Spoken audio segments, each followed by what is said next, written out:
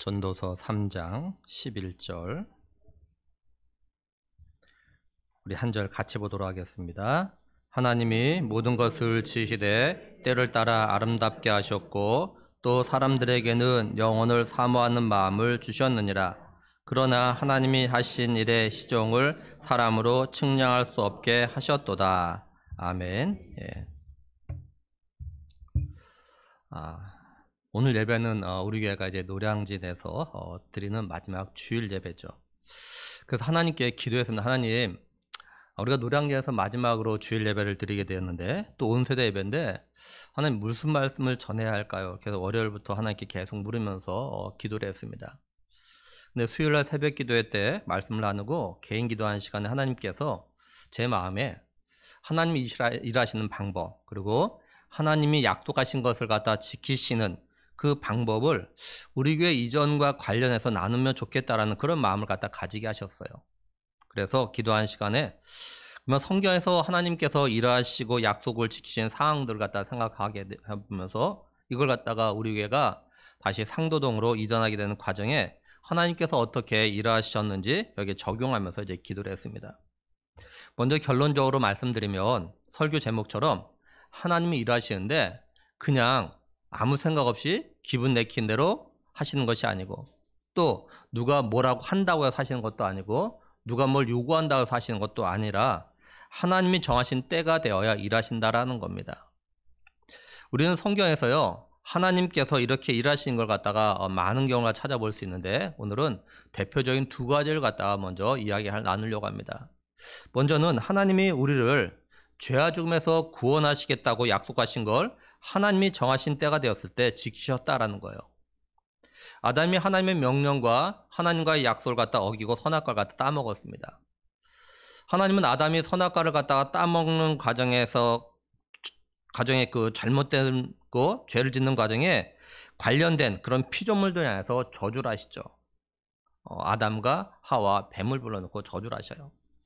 하나님께서는 먼저 뱀을 갖다 저주하시는 가운데서 이런 말씀하셨죠. 창세기 3장 15절 보면 내가 너로 여자와 원수가 되게 하고 내 후손도 여자의 후손과 원수가 되게 하리니 여자의 후손은 내 머리를 상하게 할 것이요 너는 그의 발꿈치를 상하게 할 것이라 하시고 이렇게 말씀하셨어요. 여기 너는 누굴 말하냐면 뱀을 말합니다. 그러면 뱀은 어떤 존재인가? 요한계시록 12장 9절에 보면 큰 용이 내쫓기니 옛뱀 곧 마귀라고도 하고 사탄이라고도 하며 온 천하를 꾀하는 자라 이렇게 말씀을 해요. 그러니까 여자를 갖다 꼬였던 미혹했던 존재 이 뱀은 그냥 단순히 우리가 생각하는 그런 뱀이 아니라 마귀의 사탄이었다는 거죠. 그리고 여자 후손은 예수님을 갖다 말합니다. 갈라디아서 4장 4절 보면 때가 참에 하나님이 그 아들을 보내사 여자에게서 나게 하시고 이렇게 말씀을 해요. 여기 그 아들이 바로 예수 그리스도예요. 하나님께서 에덴 동산에서 뱀을 저주하시면서 여자의 후손으로 하나님의 아들 예수 그리스도를 갖다가 보내셔서 뱀의 머리, 다시 말해서 사단의 머리를 갖다가 상하게 하겠다고 하셨습니다. 이 말은 예수 그리스도로 말미암아 자신의 택한 백성들 갖다가 죄와 죽음에서 구원하시겠다 이 말이에요. 그래서 마태복음 1장 21절 보면 아들을 낳으리니 이름을 예수라 하라. 이는 그가 자기 백성을 그들의 죄에서 구원할 자이심이라 아니라 이렇게 말씀을 해요. 여기 예수의 뜻이 뭐냐면 그래서 자기 백성을 그들의 죄에서 구원할 자, 이것이 예수의 뜻입니다. 하나님 이렇게 에덴 동산에서 메시아 예수 그리스도를 갖다가 보내실 걸 약속하셨다가 하나님의 정하신 때, 다시 말해서 약속하신 걸 갖다가 지키실 때가 되었을 때 하나님의 아들을 예수님을 갖다가 동정녀 마리아의 몸을 통해서 이 땅에 보내셨던 거죠. 하나님께서 어느 누구도 생각하지 못한 때, 어느 누구도 생각하지 못한 방법으로 예수님을 갖다가 구원자로 보내셨어요. 한마디로 하나님은 자신이 정하신 때에 메시아 예수님을 갖다가 보내시려고 그때까지 오래 참고 기다리셨던 거예요. 우리는 약속하면 금방 지켜야 된다고 생각했는데 하나님은 이때 에덴 동산에 약속하셨던 이 약속을 갖다가 생각한 것처럼 빨리 지키신 것이 아니고 한참 오랫동안, 그렇죠? 오랫동안 기다리게 하셨다가 또 하나님 기다리셨다가 때가 되었을 때 예수님 갖다 보내셨던 거죠. 또 우리가 잘 아는 믿음의 조상 아브라함이 있습니다. 하나님이 아브라함에게 나타나셔서 고향과 친척과 아버지의 집을 떠나가지고 하나님이 보여줄 땅으로 가라고 하셨어요. 하나님은 아브라함에게 이때 어떤 약속을 하셨냐면은 창세기 12장 2절 보면 내가 너로 큰 민족을 이루고 내게 복을 주어 내 이름을 창대하게 하리니 너는 복이 될지라 이렇게 말씀하셨어요. 이때 아브라함의 나이가 몇 살이었냐면 75세였고 이때 아브라함에게는요 자녀가 하나도 없었습니다. 하나님은 아브라함이 100살이 되었을 때 이삭을 주셨죠. 그러니까 하나님이 아브라함에게 이렇게 자손에 대한 약속을 하신 다음에 25년이 지난 다음에 지키셨던 거예요. 이때 아브라함의 아내 사라는 90살이었는데 이때 이 둘의 몸 상태가 어땠느냐. 창세기 18장 11절 보면은 아브라함과 사라는 나이가 많아 늙었고 사라에게는 여성의 생리가 끊어졌는지라 이렇게 말씀을 해요. 여자에게서 생리가 끊어졌다라는 것은 아기를 낳을 수 없는 몸이 되었다 이 말입니다. 그러니까 아브라함이나 사라는 아기를 낳을 수 없는 그런 상태인 거예요. 하나님께서 기적을 행하지 않으시면 인간적인 방법이나 어떤 의술로는 불가능해요. 하나님이 이런 때, 다시 말해서 하나님께서 아브라함에게 내가 너에게 네 나이가 몇 살 때 아들을 줄게 이렇게 약속하지 않으셨고 그저 하나님의 정하신 때가 되었을 때 이삭을 갖다 주신 거예요. 그런데 하나님이 정하신 때가 언제냐? 우리 생각해보면 아브라함이나 사라가 인간적인 방법으로는 아기를 낳을 수 없을 때 아기를 줘야겠다고 정하셨던 거죠. 하나님이 이런 때가 되었을 때 다시 말해서 아브라함이나 사라가 이제 우리의 힘이나 노력으로는 아들을 낳을 수 없으니 이제 그만 포기하자 이런 생각을 했을 때 약속을 갖다 지키시기 위해서 하나님이 일을 시작하셨던 거죠. 그리고 하나님이 정하신 때가 되었을 때 이 땅에 오신 예수님도 공생의 사역을 갖다 시작하시고 그 사역을 완성하신 건 봐도 똑같습니다. 먼저 예수님께서 공생의 사역을 갖다가 시작하신 걸 보면요. 마가복음 1장 14절 15절에 보면 요한이 잡힌 후 예수께서 갈릴리에 오셔서 하나님의 복음을 전파하여 이르시되 때가 찼고 하나님의 나라가 가까웠으니 회개하고 복음을 믿으라 하시더라 이렇게 말씀을 해요. 세례 요한하고 예수님하고 나이 차이가 있습니다. 나이 차이가 몇 살인지 아냐면 몇 살 차이가 나냐면 6개월밖에 차이가 안 나요. 6개월. 세례 요한이 예수님보다 6개월 먼저 태어났어요. 근데 예수님은 세례 요한이 왕성하게 사역할 때는요 그냥 가만히 계시다가 세례 요한이 잡힌 후 다시 말해서 요한이 예수님의 50기를 갖다가 예비한 사역을 갖다 마치자 비로소 예수님의 사역을 갖다 시작하셨어요. 그러니까 예수님은 자신이 하나님 나라를 위한 사역, 다시 말해서 자신이 이 땅에 오신 목적을 이루기 위한 일을 지금까지 기다리셨다가 요한이 잡히자 세례 요한이 사역을 갖다 끝내자 예수님이 그제서야 일을 갖다 시작하신 거예요. 그리고 예수님은 자신이 이 땅에 오신 목적을 이루기 위해서 언제 자신의 사역을 갖다 마무리하시냐면은 요한복음 13장 1절부는 유월절에 예수께서 자기가 세상을 떠나 아버지께로 돌아가실 때가 이른 줄 아시고 세상에 있는 자기 사람을 사랑하시되 끝까지 사랑하시니라 이렇게 말씀을 해요. 무슨 말이냐면 예수님은 이제 자기 백성들을 그들의 죄에서 구원하기 위해서 그들의 죄를 대신해서 십자가에서 달려 피 흘려 죽을 때가 온 걸 아시고 사역을 갖다 서서히 마무리하기 시작하셨던 거예요. 이처럼 하나님이 일하시는 걸 보면은 하나님이 계획하신 걸 갖다가 하나님이 정하신 때가 되어야 하셨습니다. 또 예수님도 자신이 일할 때가 되었을 때 자신이 땅에 오신 목적대로 일을 갖다 시작하셨고 마무리하신 것도 하나님 나라로 돌아가실 때가 되었을 때 하셨던 거예요. 한마디로 하나님은 자신이 정한 때가 될 때에 일을 갖다 하셨던 거죠. 근데 우리 사람들은 하나님이 이렇게 일하시고 그 일을 갖다 마치신 때를 갖다 몰라요. 왜냐하면 하나님께서 우리에게는 모르게 하셨기 때문입니다. 오늘 말씀 11절 갖다 다시 보면은 하나님이 모든 것을 지으시되 때를 따라 아름답게 하셨고 또 사람들에게는 영원을 사모하는 마음을 주셨느니라. 그러나 하나님이 하신 일의 시종을 사람으로 측량할 수 없게 하셨도다 이렇게 말씀을 해요. 공동번역 개정판은요. 하나님께서는 모든 것이 제때에 알맞게 맞아 들어가도록 만드셨더라. 그러나 하나님께서 사람에게 역사의 수수께끼를 풀고 싶은 마음을 주셨지만 하나님께서 이렇게 일을 시작하여 어떻게 일을 끝내는지 아는 사람은 하나도 없다는 것을 나는 알았다. 그리고 새 번역은 하나님은 모든 것이 제때 알맞게 일어나도록 만드셨다. 더욱이 하나님은 사람들에게 과거와 미래를 생각하는 감각을 주셨다. 그러나 사람은 하나님 하신 일을 처음부터 끝까지 다 깨닫지는 못하게 하셨다. 이렇게 번역했어요. 우리가 이 말씀을 통해서 하나님이 일하시는 방법, 일하시는 때를 갖다가 생각해 볼 수 있습니다. 첫째는 하나님은요, 이 세상의 모든 게 제때에 맞게, 다시 말해서 하나님이 정하신 때가 되었을 때 계획대로 되도록 하셨다라는 거예요. 예를 들면 계절이 변하는 것도 하나님 정하신 자연 법칙에 따라서 봄, 여름, 가을, 겨울이 오도록 하셨습니다. 그리고 어떤 때 어떤 환경이 될 때 눈이 오고 어떤 환경이 될 때 비가 오도록 이것도 법칙을 정하셨고, 이 법칙이 맞을 때 눈이 오고 비가 오고 계절이 바뀌게 하신 거예요. 근데 우연히 바뀌는 것이 아닙니다. 둘째, 하나님은 우리 사람들에게 영혼을 사모하는 마음, 다시 말해서 우리의 과거와 미래를 생각하고자 하는 그런 마음을 갖다 주셨어요.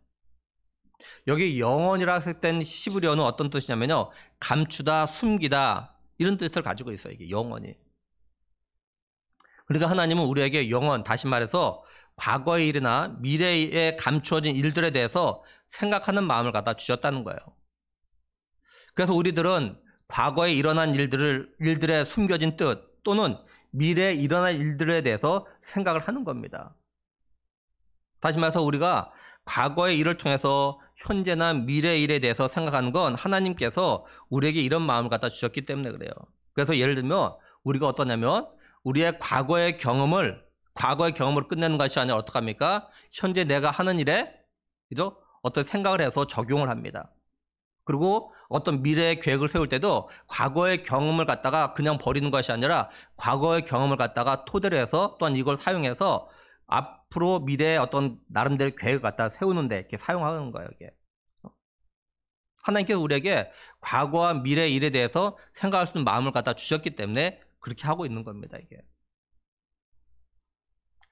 하나님이 우리에게 이런 마음을 주신 건 하나님이 과거에 우리의 삶에 행하신 일들 통해서 앞으로 어떻게 일을 행하실 건지를 갖다가 생각하는 마음을 갖다가 가지도록 하신 거예요.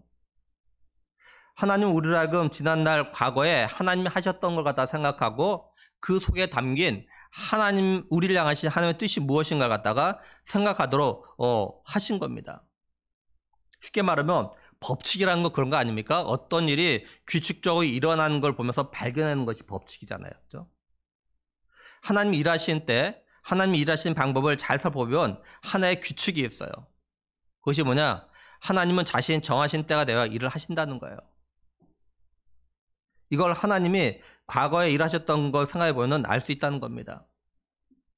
셋째, 그런데 하나님은 하나님 자신이 하신 일의 시작과 끝을 갖다가 우리로 하여금 알지 못하게 하셨다는 거예요. 이 말은 하나님께서 우리로 하여금 하나님 일하시는 방법, 그리고 하나님 뜻과 계획을 전혀 모르게 하셨다라는 말은 아닙니다. 하나님은 어떤 거는 정말 우리가 전혀 알지 못하게 하셨고, 어떤 거는 우리가 조금 깨달아 알게 하셨고, 또 어떤 거는 알도록 또 하셨어요, 전체적으로. 그러나 하나님은 우리 사람들에게 하나님이 하신 일, 다시 말해서 우리의 삶에 일어나는 현재 일들에 대해서는 우리를 하여금 알지 못하게 하셨습니다. 하나님은 우리의 삶에 좋은 일과 어려운 일과 나쁜 일들 갖다가 번갈아 가면서 일어나게 하셨어요.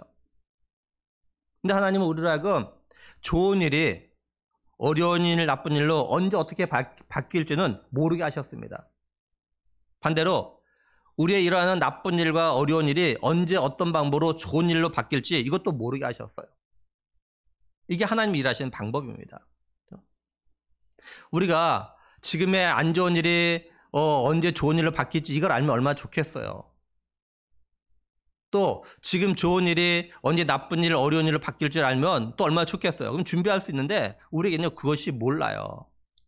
근데 분명한 건 하나님께서 우리의 삶에 좋은 일과 나쁜 일, 어려운 이런 일들이 계속 번갈아 가면서 일어나게 하셨다는 거죠. 이게 하나님 일하시는 방법이에요, 이게. 우리들은 하나님의 뜻과 계획을 시작하신 때와 끝맺을 때를 갖다 알 수 없습니다. 우리가 알 수 없다는 것은 하나님이 일을 행하시고 계실 때는 알 수 없다는 말입니다. 근데 시간이 지나면 우리가 지나온 시간들, 과거를 생각하면서 하나님의 뜻과 계획이 무엇이었는지를, 또 하나님이 일하시는 방법, 다시 말해서 하나님은 하나님 자신이 정하신 때가 되어야 일을 시작하시고 끝내신다는 걸 갖다가 조금은 알 수 있게 하셨어요. 그래서 신학 용어에 섭리라는 단어가 있습니다. 섭리. 섭리는 뭐냐면 하나님이 하신 일을 우리가 지금은 모르지만 시간이 지나서 뒤를 돌아보니까 과거에 있었던 일들이 여기 하나님 이런 뜻이 있었구나. 하나님 우리를 향하신 이런 계획과 뜻이 있었구나. 이걸 알았다는 거. 이것이 하나님의 섭리라는 거예요. 그러니까 지금은 몰라요. 지금 이러한 일 속에서는 하나님 어떤 뜻인지 아는 것이 정말 어렵습니다. 근데 지나오면은 과거를 되돌아보면은 하나님 이런 뜻이 있어서 과거에 우리 개인에게 가정에 우리 교회에 이런 일이 일어나게 하셨구나. 이런 일을 허용하셨구나. 이걸 아는 거야 이게. 오늘 노량진에서 마지막 주일 예배를 갖다 생각하는데 제가 우리 교회 온 이후에 지금까지 교회 이전에 대해서 있었던 일들이 생각이 났어요. 제가 우리 교회 2003년 2월 2일 날 주일날 처음에 왔습니다.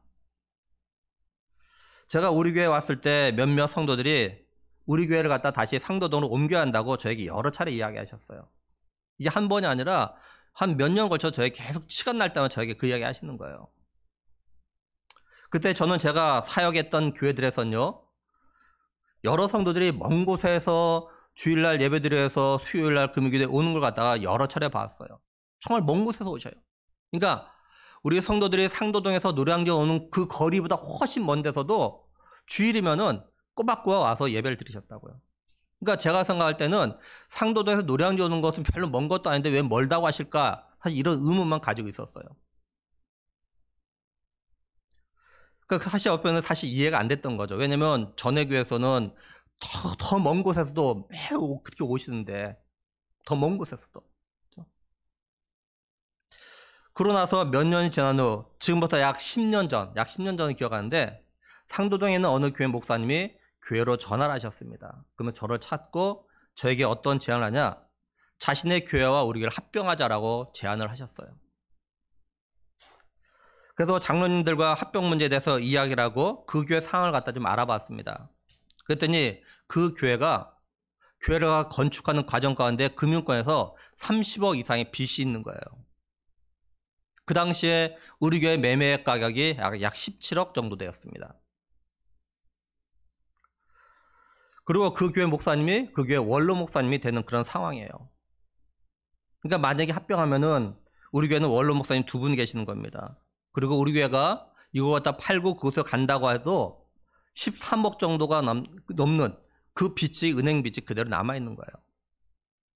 그리고 그 당시에 우리 교회와 그 교회 1년 예산이 약 2억 5천만 원 정도 됩니다.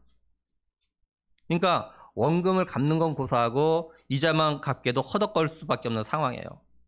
그러니까 제가 아무리 생각해봐도 자신이 없는 거예요. 그 두 교회가 합쳐도 제가 볼 땐 그 당시에 100여 명, 합쳐야 100여 명이 좀 넘는 상황인데 그 상황 가운데서 13억 이상의 빚을 갖다 갚아야 되는 거. 또 두 교회 성도들 어린아이부터 어른까지 다 같이 하나로 만들어서 일을 해나가는 것이 솔직하게 제게는 버거웠습니다. 그리고 원로 목사님 2분을 모시면서 한다는 것도 솔직하게 버거웠고요. 그래서 제가 자신이 없어가지고 이 합병 문제는 공동회의에 붙이지 않았습니다. 그 이후에도 상도동 쪽으로 옮기려고 장로님과 의논하면서 이전할 만한 장소가 있는가 알아봤지만 우리 교회를 갖다 매매하고 옮길 만한 장소가 없었습니다. 이번에도 마찬가지였지만 그때도 마찬가지로 저에게는 어떤 생각이 있었냐면 교회를 이전할 때 우리 성도들에게 경제적인 부담을 주지 않아야겠다는 생각을 가졌어요. 이번에 옮긴 과정에도 부동산 업자는 자꾸 그래요. 아니 교회 옮기면서 교인들이 좀 헌금하면 되지 않냐? 자꾸 저한테 그러는 거예요. 안 된다. 교인한테 부담 주면 안 된다. 우리 교회 매매 가격만 가지고 옮길 만한 것만 찾았습니다. 저는. 어쨌든 교회를 옮기려는 생각을 가지고 알아봤지만 갈 곳이 없어서 교회 이전을 갖다가 접었습니다. 그 대신에 우리 교회 주변 아파트가 빨리 개발되기만을 기다렸어요. 근데 작년 12월에 올해 목회교회를 갖다 세우기 위해서 기도원 가서 기도한 가운데 표를 정하는데 하나님께서 제 마음에 부흥을 꿈꾸라는 그런 강한 마음을 주셔서 부흥을 꿈꾸자라는 표를 갖다 정했습니다. 언제 제가 설교 시간에 한번 이야기했지만 사실 작년에 제가 영적으로 굉장히 많이 침체되어 있었어요.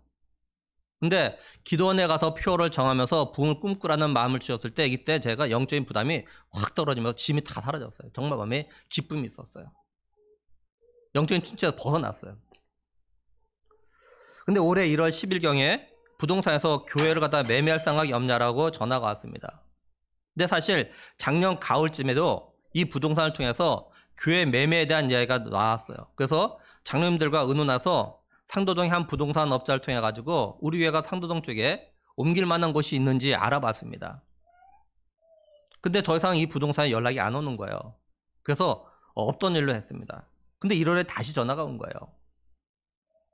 그래서 장로님과 의논하고 상도동에 있는 부동산을 통해서 우리 교회가 옮길 만한 곳이 있는지 알아봤어요. 근데 한 20여 개가 나왔지만 적합한 장소가 없는 거예요. 그러니까 부동산 업자들은 그냥 건물만 있으면 된다고 생각하는데 건물만 있는 것이 아니라 우리는 예배드릴 곳이 필요하죠. 예배드릴 곳이. 그죠? 그러니까 이 부동산 업자들이 교회 다니는 사람은 괜찮은데 교회 다니는 사람이면 교회를 이전하려면 어떤 것이 필요하다, 기본적으로 뭐가 필요하다 알 텐데 이 부동산 업자 교회를 안 다니니까 교회를 이전을 갖다 그냥 집 이사하는 거, 건물 이사하는 이거만 생각하는 거예요. 그러니까 몇 이야기하지만 마땅한 곳이 없는 거예요. 그러다가 신대방동에 신축 건물 지하에 한 180평 정도가 나와서 그것까지 우리가 공동회의를 갖다 했던 거죠. 이때 공동회의에 대한 공고를 하고 일주일 동안 기도하는 가운데 법적으로는 과반수만 넣으면 되지만 제 마음에는 자꾸 기도하는 가운데 그런 마음이 드는 거예요. 그래도 최소한 80% 이상의 찬성이 나와야 되지 않냐, 자꾸 그런 마음이 드는 거예요. 그래서 이 문제 가지고 계산 앞에 기도했어요. 근데 투표 결과 61%가 찬성이었어요. 법적으로는 하자가 없지만 그래서 이전해도 되지만 생각보다 많은 성도가 반대했고 또 제가 개인적으로 기도하면서 80%가 안 되었기 때문에 이 문제 가지고 더 기도했어요. 공동회에 있었던 날 여러분 다 가신다니 저는 목양시 남아서 기도해서 하나님 왜 이런 일이 생긴 겁니까? 과반수 넘었지만 한편 제가 그래도 하나님 80% 이상 되는데 하나님 왜 이런 겁니까? 함께 물으면서 기도하는 가운데 하나님께서 제가 존경하는 선배 목사님과 상담할 수 있는 그런 마음을 주셨어요. 그래서 그 선배 목사님과 상담을 하고 그래서 제가 알다시피 단톡방에 올렸죠. 상황을 쭉 이야기하고 한 분이라도 반대하면 없었던 일을 하겠다고. 근데 어느 한 분이 반대하셨어요. 근데 사실 그 반대하기 전에 어느 한 분이 제게 전화를 했어요. 목사님 제가 찬성한다는 것을 갖다가 잘못해서 반대 눌렀습니다. 저한테 전화를 하신 거예요. 그래서 그럼 다시 고치시면 됩니다. 제가 그랬어요. 그랬더니 그분이 고쳤어요. 고치자마자 다른 분이 또 반대를 누른 거예요. 뭐 1분 상관 같아요. 1분도 안 내가 반대를 찬성을 바꾸자마자 반대를 누르셨어요. 속상했어요. 근데 제가 이야기했고 하나님 뜻이 어디 있겠느냐 생각하고 없었던 일을 한 겁니다. 그러고 나서도 이제 계속 좀 알아봤는데 더 이상 적합한 것이 안 나오는 거예요. 왜냐면 뭐 부동산 경기도 별로 안 좋고 알아볼 거 이미 다 알아봤고 부동산 업자로부터 이런 막 교회 전화 이전에 대한 전화와 문자를 받으면 제 마음이 너무 힘든 거예요. 마땅한 장소 없는 데다가 또 설교 준비하다가 전화나 문자 받으면 설교에 집중할 수가 없는 거야. 막 심란해지는 거예요. 뭐 목회에 집중할 수 없는 거야. 막 이 전화가 문자나 오면 막. 그래서 제가 도저히 안 되겠어서 이제 교회 이전 더 이상 안 하기로 했으니까 연락하지 마십시오. 문자도 하지 마십시오. 제가 그랬어요. 그래서 한동안 연락이 없다가 4월 초에 연락이 온 겁니다. 그래서 4월 15일 날 4월 초에 연락만 오고 더 이상 또 연락이 없는 거예요. 그래서 4월 15일 날 노예를 마치고 이제 목사님들과 속초를 가는데 부동산에 전화가 와서 그 주에 옮기는 그 교회 가보자라고 온 겁니다. 그래서 가봤어요. 그러고 나서 곧바로 4월 21일 그 주일에 공동회의를 했고 공동회 공고를 했고 28일 날 공동회의를 하고 이전이 결정된 거죠. 그리고 교회 이전도 로고스 교회 측에서는 6월 말이나 돼 가능하다고 했는데 5월 3일 날 계약을 하는 과정에서 상황 바뀌어서 6월 3일로 정해진 겁니다. 무슨 말씀 드리려고 하냐면 우리의 생각과 계획으로 교회 이전을 생각할 때는 길이 안 열렸어요. 근데 하나님이 올해 부흥을 꿈꾸라는 마음을 주시더니 갑자기 교회 이전을 갖다 하게 하신 거죠. 한마디로 교회 이전은 제가 계획한 건 절대 아닙니다. 저는 전혀 생각도 하지 않았어요. 저는 포기했습니다. 근데 하나님께서 갑자기 이를 갖다 진행시키셨어요. 지금까지 제가 이전을 계획해보고 또 인간적인 방법으로 이전을 해보려고 했지만 다 막혔습니다. 근데 하나님께서 올해 일을 시작하시더니 오늘 노량진 이곳에서 24년의 시간을 마치고 화요일에 상도동을 이전을 하게 되어진 거예요. 제가 오늘 어떤 설교를 할까? 특히 오늘 온 세대 예배인데 우리 다음 세대들에게 어떤 말씀을 전하는 게 좋을까 기도하는 가운데서 하나님이 일하시는 방법을 전해서 우리 성도들과 다음 세대들이 믿음의 삶을 살아갈 때 내가 원하고 바라는 일, 또 내가 기도하고 계획한 일들이 내가 생각한 대로 이루어지지 않을 때, 또는 하나님의 응답이 없어서 답답하거나 낙심되거나 의심되어질 때 믿음의 삶에 도움되도록 하기 위해서 이 말씀을 갖다 전하게 된 겁니다. 하나님께서 원하신 것이 그런 것 같아요. 우리가 계획하고 바라는 것 가운데 우리가 그렇게 노력해도 안 되는 것들이 분명히 있어요. 우리가 이런 걸 갖다 믿음의 관점에 생각하면 아직 때가 안 되었던 겁니다. 전도서 3장 1절에 보면 범사에 기한이 있고 천하만사가 다 때가 있나니 이렇게 말씀을 해요. 공동번역 개정판은 무엇이나 다 정한 때가 있다. 무엇이나 다 정한 때가 있다. 하늘 아래서 벌어지는 무슨 일이나 다 때가 있다. 이렇게 번역했어요.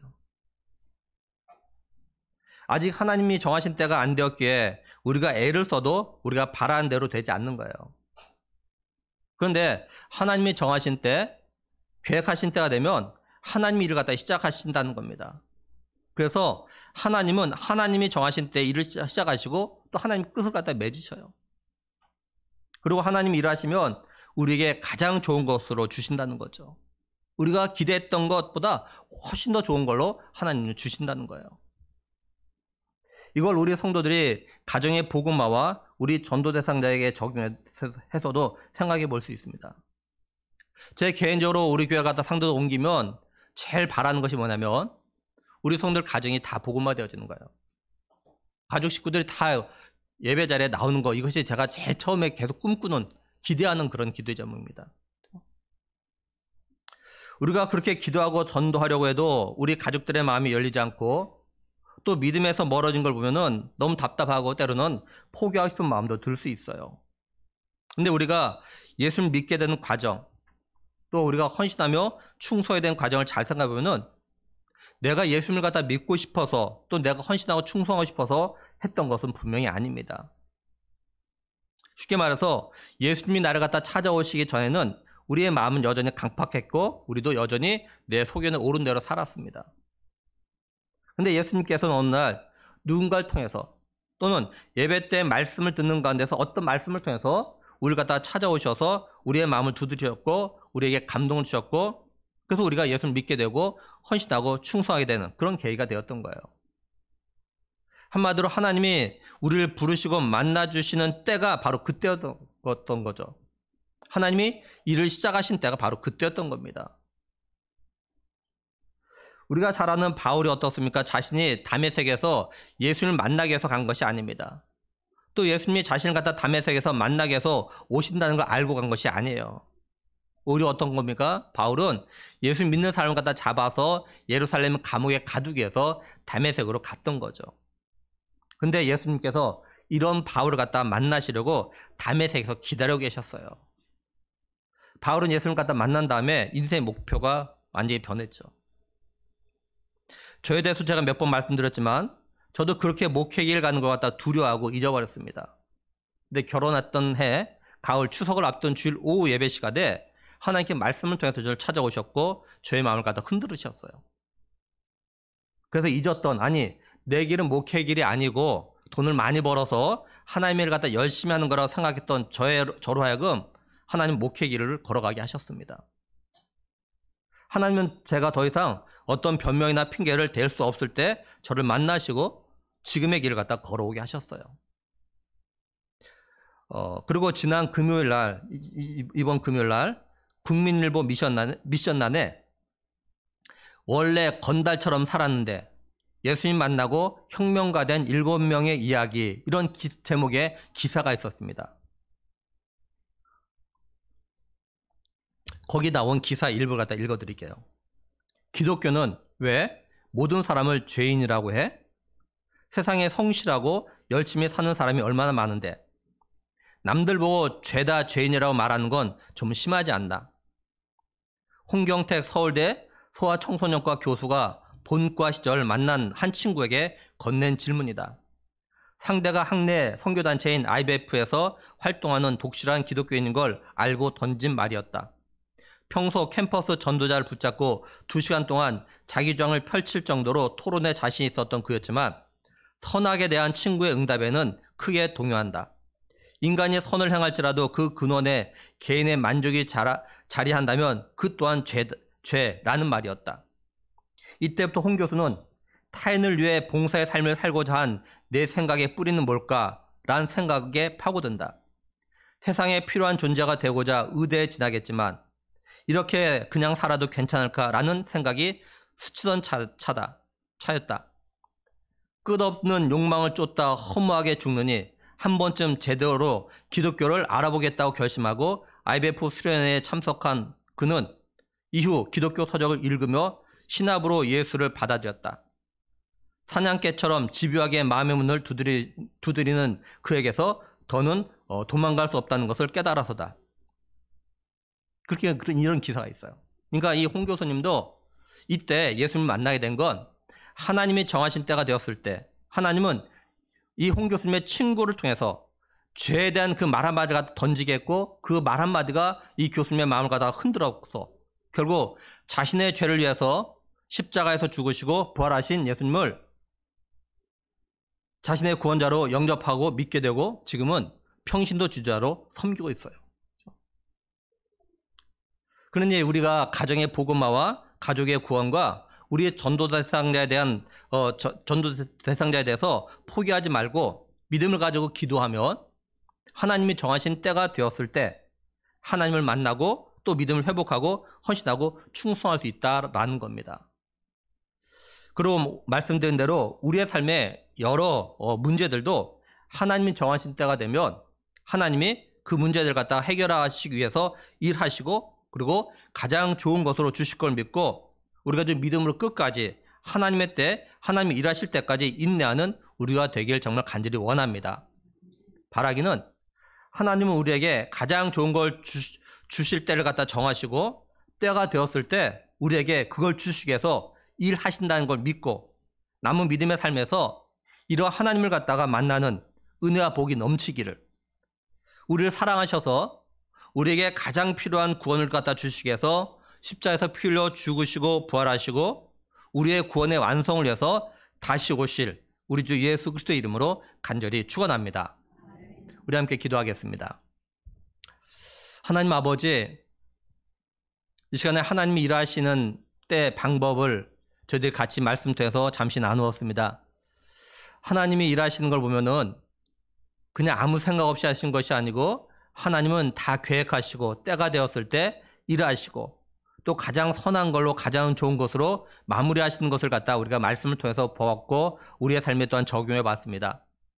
하나님, 지금도 동일하게 이렇게 일하시는 하나님을 우리가 우리의 삶 속에서 또한 만나기를 원합니다.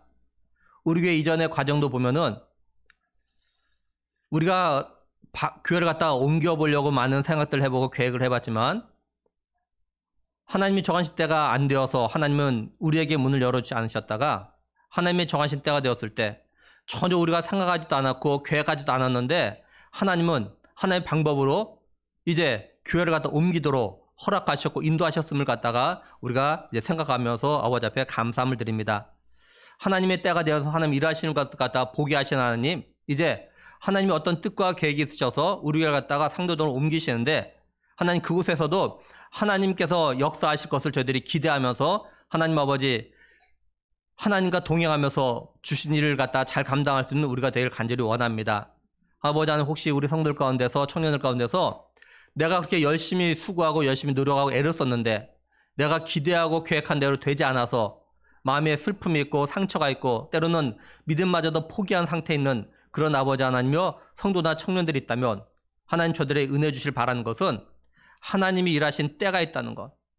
아직 하나님이 일하실 때가 되지 않아서, 하나님 역사하실 때가 되지 않아서, 하나님 간섭하실 때가 되지 않아서 하나님께서 기다리고 계시다라는 것. 이런 사실을 갖다가 믿음으로 받아들일 수 있는 그런 믿음과 은혜를 내려주실 간절히 원합니다. 하나님, 그래서 하나님이 일하실 때 그때까지 믿음으로 인내하게 하셔서 하나님이 일하시고 간섭하시고 역사하심을 통해서 하나님께서 얼마나 좋은 것으로 자신의 삶 가운데, 가정 가운데 주신 은혜가 있는지를 갖다가 경험하는 그런 은혜와 복이 있게 하여 주시옵소서. 또 아버지 하나님, 우리 가족들 하나님 정말 다 이렇게 예수님 믿기를 원합니다. 우리 성도들 가정이 다 복음화 되기를 원합니다. 온 가족이 함께 아버지 앞에 나와 예배하는 그런 복된 가정들 되기를 원합니다. 아버지 하나님, 믿음의 대가 이어지는 그런 가정들 되기를 원합니다. 아버지 하나님, 이를 위해서 우리 성도들이 기도합니다. 아버지 앞에 매달리고 있습니다. 하나님 아버지, 하나님의 때가 되었을 때 하나님의 방법으로 저들을 갖다 찾아가셔서 만나시고 두드리시고 여셔서 저들이 예수 그리스도를 갖다가 만나는, 구원자를 영접하는, 그래서 온 성도들 가정이 다 복음화되어져서 온 성도들 가족 식구 다 함께 천국에서 만나는 그런 은혜와 복을 아버지 내려 주시옵소서. 아버지 하나님, 우리를 위해서 지금까지 일하셨고 앞으로도 일하시고 앞으로도 하나님이 정하실 때 우리에게 가장 좋은 거 주실 하나님을 기대하며 감사하며 우리 주 예수 그리스도 이름으로 기도드리옵나이다. 아멘. 우리 찬송가 549장 드리겠습니다.